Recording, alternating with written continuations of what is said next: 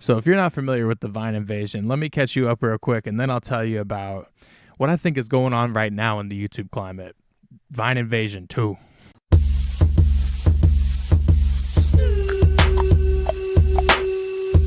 Vine was founded in 2012 by 3 fellow co-workers of the company Jet Set. They made a beta of an app. It was a video streaming service specifically for 6-second short clips designed to capture interesting and funny parts of life. After building the beta, the 3 of them pitched this idea to Twitter.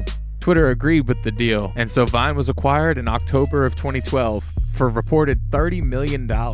And Vine finally launched in January of 2013. First only on iOS, and then in June, made it to Android. Just a couple of months, Vine became the most used video sharing platform on the market. We started to see all sorts of viral internet clips pop up that honestly are still relevant to this day. Can I get a sip of that water? It's not water. Vodka. I like your style. It's vinegar. What? It's vinegar. Pussy. We started seeing stars coming out the woodworks, some people that would have massive implications on where the internet is and is going. Love you. Wow, you guys look good. Thanks, Mom. Who do you like more? Whoa. I love you. In April of 2013, Vine had already become the most downloaded app in the iOS store. And in response to this, Instagram decided to roll out the ability to produce videos on their platform as well. In May of 2014, they released the web version of Vine, allowing you to explore videos on your computer. And in October, they actually released an Xbox One version, which I had no idea there was even an Xbox version of Vine. From the outside looking in, Vine looked amazingly successful and had a lock on the short form space. But in reality, behind the scenes, it was a lot different. Within the first 3 years of the company, all 3 of the founders had left, and the new owner of the company was Jason Toff, who in only 2 years also gave up the company to this lady named Hannah Donovan, who reportedly had little to no experience running a company of this sort before taking the job on this already halfway sunken ship. You may be asking yourself, what was so bad about the company from the inside that nobody could see from the outside? Well, much like a similar problem that TikTok is having nowadays, that short-form content is not very good for ad revenue and monetization. You have a hard time selling quality ads on short-form content for various different reasons, and this was Vine's only form of revenue at the time. It's normal for big companies like Twitter, Google, Meta to start applications and be willing to take a loss for a couple years with the understanding that eventually they'll turn a profit. And it was becoming increasingly clear that Vine was not going to turn a profit. In October of 2016, Vine announced that Twitter was going to be discontinuing the application. You would still be able to use the app and view it, but you were no longer able to post videos. And this marked the end of the Vine era, but in some ways it was really just marking the beginning of the Vine invasion. Vine led to some of the biggest and most infamous creators on the platform to this day, people that had a massive mark on the new wave of the internet that we were experiencing at the time.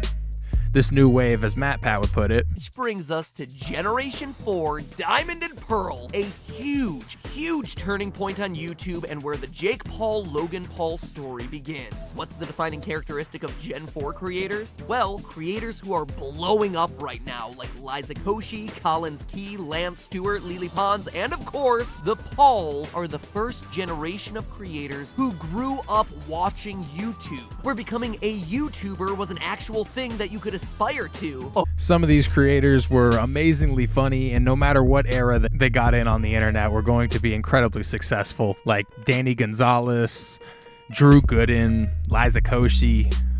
Mine started in like 2013. I didn't start until like 2015, so a couple years in. So I missed those early days where you could just put the dumbest shit on there and get so popular. Your stuff had substance. Oh yeah, it was hard. And then there are the clout monsters, the people with the manipulation schemes, plots to get to the top. The Paul brothers, David Dobrik, Lele Pons. When Vine shut down, Jake Paul had 5.3 million followers on Vine. Logan had even more, 9.4 million. When they made a transition to YouTube, a large percentage of those people carried over and subscribed to their channels. So in a matter of a few weeks, they had hundreds of thousands of fresh subs actively watching them harass naked women with tacks and smuggling little people onto planes. Rather than a constant gain and loss of subscribers over the course of months or even years, resulting in slow upward momentum like most other YouTube channels, by bringing an audience over with them from Vine, these guys and other Viners were able to pop into the scene with a big big jump right out of the gate, which gave them stronger starting momentum from the get. And did you actually know that Shawn Mendes came from Vine? I had no idea. The Shawn Mendes. He was actually a part of this group called MagCon. I had no idea it existed until a couple days ago when I was writing for this video. I was sitting right here and I looked over to my girlfriend and I was like, did you know that Shawn Mendes came from Vine? She was like, yeah, he was a part of this group with Cameron Dallas and others called MagCon. And I was like, oh wow, unbeknownst to me. It's honestly insane just how much of an impact all these creators had on how the internet and our culture is today. Even influencing a lot of TikTokers, notably Bryce Hall. Who'd you watch the most when you were coming up? Pauls. Yeah, that makes sense. Damn. They got it going on right now. Yeah, the Pauls, that rice gum beef and shit. I was already doing it. But like when I first wanted to start, I was actually watching the MagCon boys. If you know who those guys are. Like Cameron Dallas and those guys. Yeah. A lot of people would consider Vine to be the main reason that there started to be a decline in YouTube at the time. People like PewDiePie, Pyrocynical, and MatPat. We didn't really think of the long-term effects, you know? What are the long-term effects of Vine dying going to be? Well, I'll tell you what. Hey guys! Making the observation that a lot of the controversies that would follow this was likely because of all this increased influx of new creators trying to do anything for attention on the platform. Stuff like ElsaGate, 3 a.m. challenges, and just generally making YouTube's guidelines stricter. Hey guys, looks like TikTok's getting banned, and who would have thought that, right? So if you guys could, if you guys could please follow me and everything, because guys, this is all I got. Guys, this is all I have. And if you could buy my beanie on TikTok shop for 3 nickels and a dime, that would be great, guys, because. So the difference between the Vine invasion and what's going on with TikTok right now, for about a decade now, these TikTok creators have been fully aware and viewing this roadmap that the Vine invasion had created for them. Unlike the Vine invasion, these TikTokers not only grew up with creators making money, they grew up with some master classes right in front of their faces. And so a lot of them already had roadmaps, and as soon as they got traction, started to move over. A couple of specific TikTokers really stood out trying to make the move early. And so a lot of them just came off as a cheap, less successful recreation of like what the Paul brothers did in 2017. Lifestyle, personality-based vlogs. Calvin, how many Red Bulls have you had today? 1, 2, 3. Mixed with outlandish, sometimes borderline illegal pranks. Hey, dude. Alex, what's up? What are you doing? What are you doing? Alex! Oh, God! Alex! Oh, my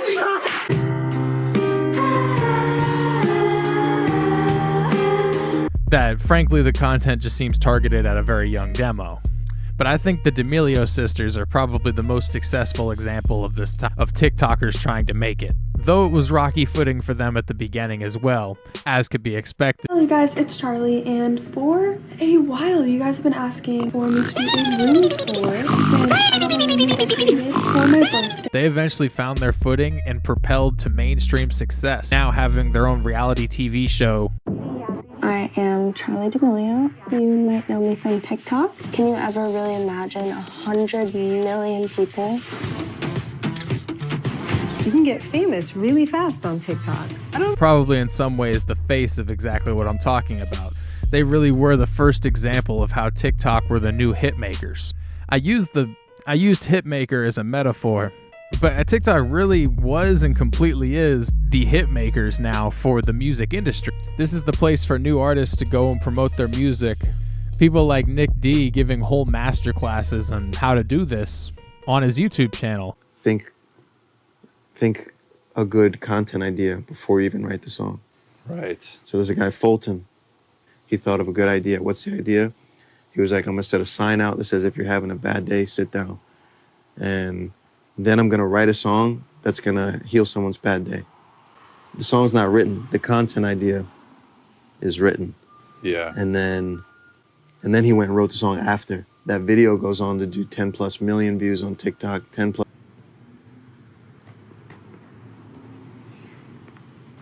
Shoot, man.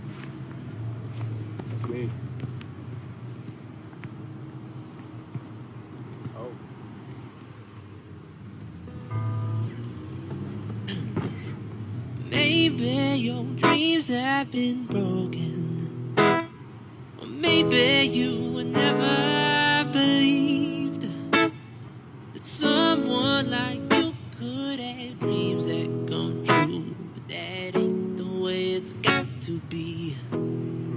You might be close, close to the edge, close like a heartbeat, it's close to the chest, but don't you? Showing how he became successful off of his TikTok content, putting heavy emphasis not on his music, but on the content promoting the music.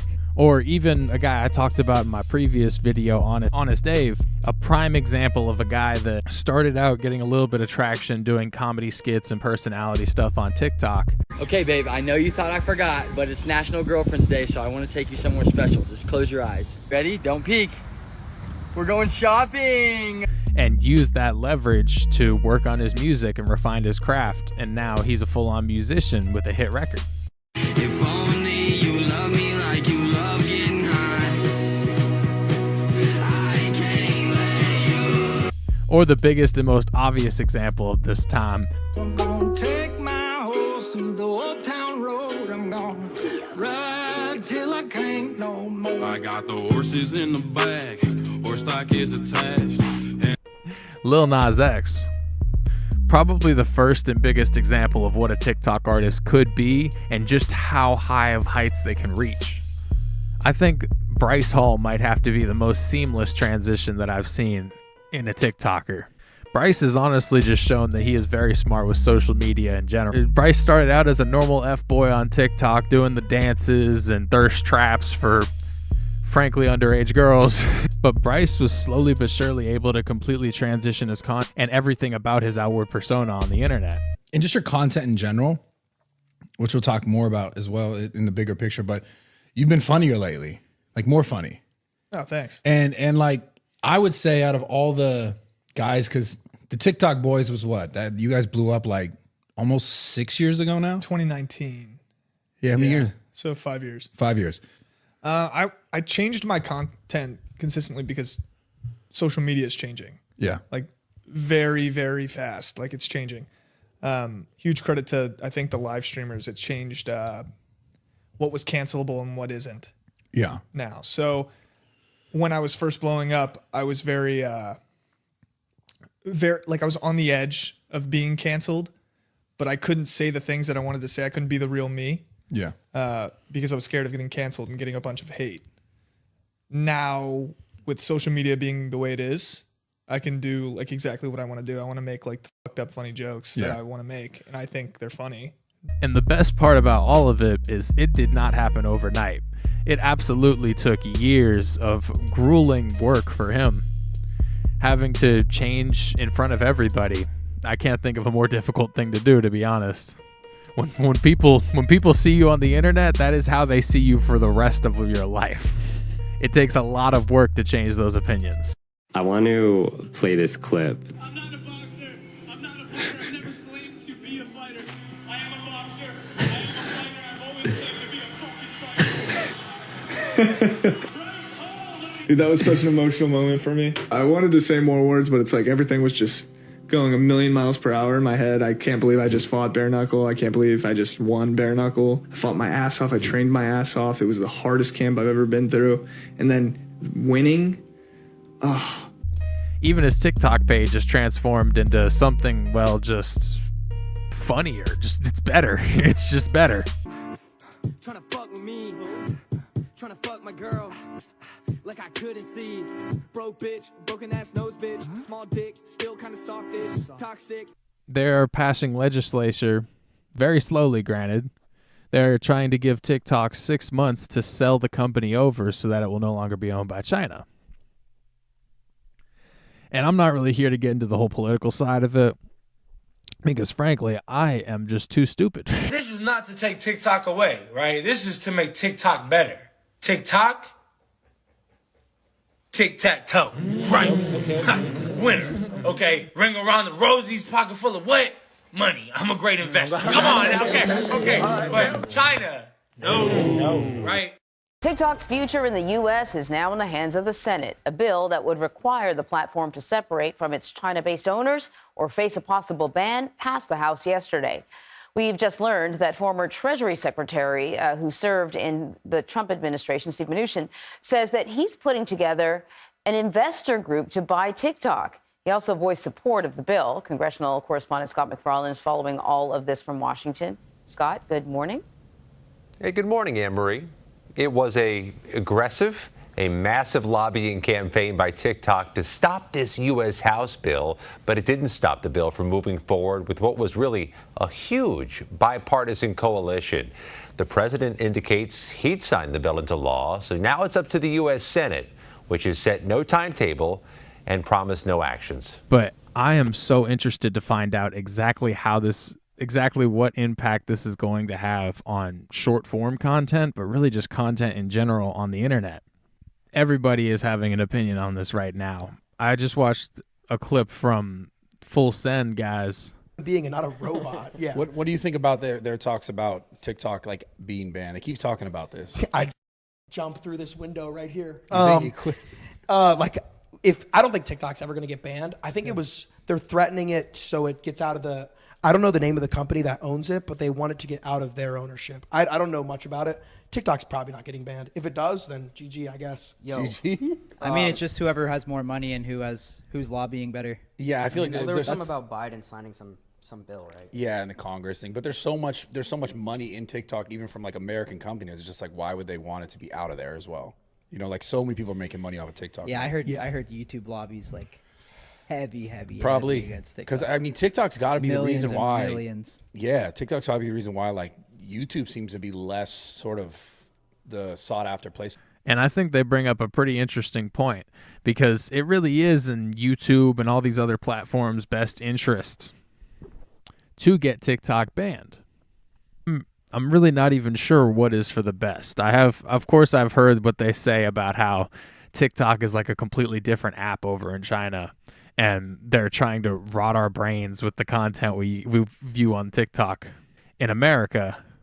It's literally an ongoing trend on TikTok right now about how all these creators are scrambling to figure out something else to do, some other stream of income. Approving legislation earlier this week requiring ByteDance, the app's Chinese parent company, to sever ties with TikTok within 6 months or risk getting blocked on. All right, 6 months. We got some time. We got some time, my boy. A TikTok spokesperson releasing this statement, blasting the legislation, saying this will damage millions of businesses, deny artists an audience, and destroy. Yeah.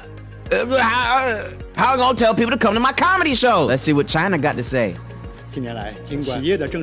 Oh, he's saying pretty much, prove it, y'all boys.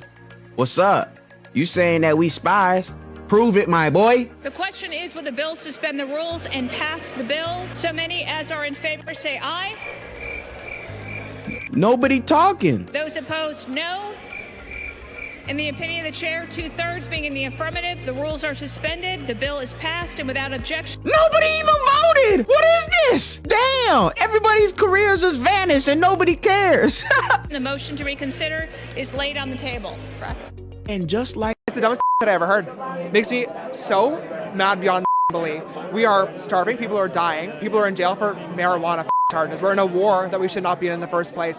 And TikTok is our most pressing concern? I don't think so. It's also infuriating and a test to our political system that bill got introduced, 5 minutes ago? And it was passed this morning and now it's already going to the Senate, whereas there's already all sorts of bills that take weeks, months, years and never get anything done to them. I don't think so. It goes to show if somebody wants something done, it can be done, but we love to dilly-dally and make not happen. So I'm over it. It's stupid, and it really goes to show that with this election year, you need to get out and vote and do something.